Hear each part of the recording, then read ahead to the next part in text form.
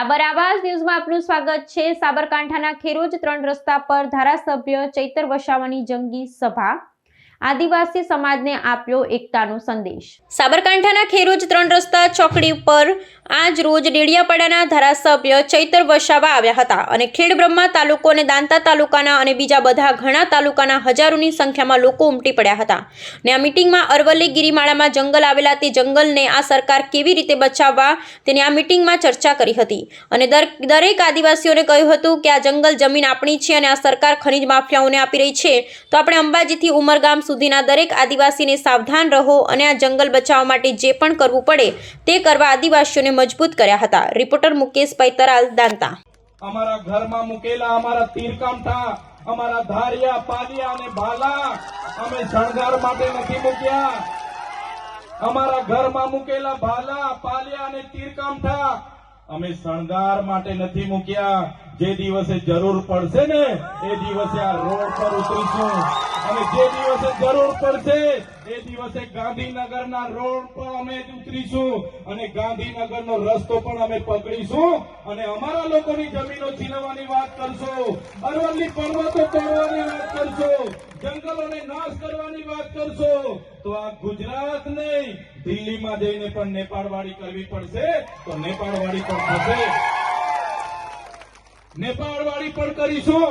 ક્યાં સુધી અમારા ખેડૂતની છાતી પર આવીને અમારા લોકોને તમે મારો છો, અમારી માતાઓની છાતી પર પગ મૂકીને અમારા ગામોના ઘરો તોડો છો, અમારી જમીનો છીનવો છો, હમણાં પહાડોના નામે, અમારી પ્રકૃતિના નામે અમારી સંસ્કૃતિને તમે છિન્ન ભિન્ન કરવાના પ્રયાસ નહીં કરો। અમને આદિવાસીઓને છંછેડશો નહીં। અમે જ્યાં સુધી શાંત છે ત્યાં સુધી શાંત છે। અમે સંવિધાનમાં માનનારા છે, સંવાદમાં માનનારા છે, પણ અમારા આદિવાસીઓને છંછેડશો તે દિવસે તમારા જંગલ ખાતા ને પોલીસ ખાતા પણ અહીંયા નજરે નહીં પડે। આદિવાસી આ જંગલોમાં શાંતિથી જીવે છે, એમને કોરિડોરના નામે વિસ્થાપિત કરવામાં આવે છે, ડેમોના નામે વિસ્થાપિત કરવામાં આવે છે, રોડોના નામે વિસ્થાપિત કરવામાં આવે છે, રેલવેના નામે વિસ્થાપિત કરવામાં આવે છે, જીઆઈડીસી જીએમડીસી ના નામે વિસ્થાપિત કરવામાં આવે છે અને હવે આદિવાસીઓના પહાડો પર આ સરકારની નજર છે। ત્યારે આ સરકારને પણ કહેવા માંગીએ છીએ, આ પહાડો તમારી સરકારે નથી બનાવ્યા, તમારા ઉદ્યોગપતિઓ નથી બનાવ્યા, તમારા ખનીજ માફિયાઓએ નથી બનાવ્યા। અમારા પહાડો તરફ તમે આંખ નાખશો તો તમારી આંખો કાઢી લેવા માટે પણ અમે તૈયાર રહીશું। જે જંગલ ખાતાના અધિકારીઓ એ પણ કાન ખોલીને સાંભળી લે।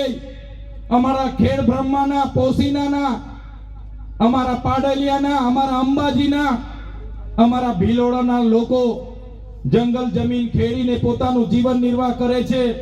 એમણે જંગલની જમીનો મેળવવા માટે સરકારમાં દાવાઓ, અરજીઓ કરી છે। 10-10, 15-15 વર્ષથી આ જંગલ ખાતાના લોકો એમને દાવા, અરજીઓ મંજૂર નથી કરી, સનતો આજ દિન સુધી આપી નથી અને અમારા લોકો જ્યારે પાક વાવણી કરે ત્યારે પહોંચી જઈને વાવેતરના નામે, વનીકરણના નામે અમારી બહેનોના ઘરો તોડવામાં આવે છે, અમારા લોકોના કુવાઓ પૂરવામાં આવે છે, અમારા લોકોને લાઠીચાર્જ કરવામાં આવે છે। ત્યારે આ જંગલ ખાતાના અધિકારીઓને પણ કહેવા માંગુ છું, તમારો જંગલ ખાતાનો સંરક્ષણનો ધારો અંગ્રેજોએ 1862 બનાવ્યો હતો, તમારું જંગલ ખાતું 1927 બનાવ્યું હતું। આદિવાસીઓ તો આદિ અનાદિકાળથી આ જંગલોમાં રહી છે ને જંગલ સાચવે। ત્યારે તમારું જંગલ ખાતું પણ નહોતું, ત્યારે અમારા વિસ્તારમાં અમારા પૂર્વજો રહેતા હતા, અમારા કબીલાઓ, અમારા સરદારો હતા અને એમણે આ જંગલો સાચવેલા છે। અમારા આદિવાસીઓને હેરાન કરવાનું તમે જરા પણ વિચારશો, અમારા લોકો પર અત્યાચાર કરવાની વાત કરશો તો અમે પણ હકના રહેવાના નથી। અમે જે દિવસે રસ્તા પર ઉતરી જઈશું તે દિવસે તમારું જંગલ ખાતું પણ અહીંયા હોદેલું નહીં મળશે। અમે જે દિવસે રસ્તા પર ઉતરી આવીશું એ દિવસે તમારા જંગલ ખાતા પણ અહીંયા હોદેલા મળવાના નથી। આવા ન્યૂઝ જોવા માટે સાબર આવાજ યુટ્યુબ ચેનલને સબસ્ક્રાઇબ કરો અને લાઇક કરો, જેથી હવે પછીના દરેક સમાચાર સબસ્ક્રાઇબ કરેલા હશે તેઓને નવા સમાચારની માહિતી મળી જશે।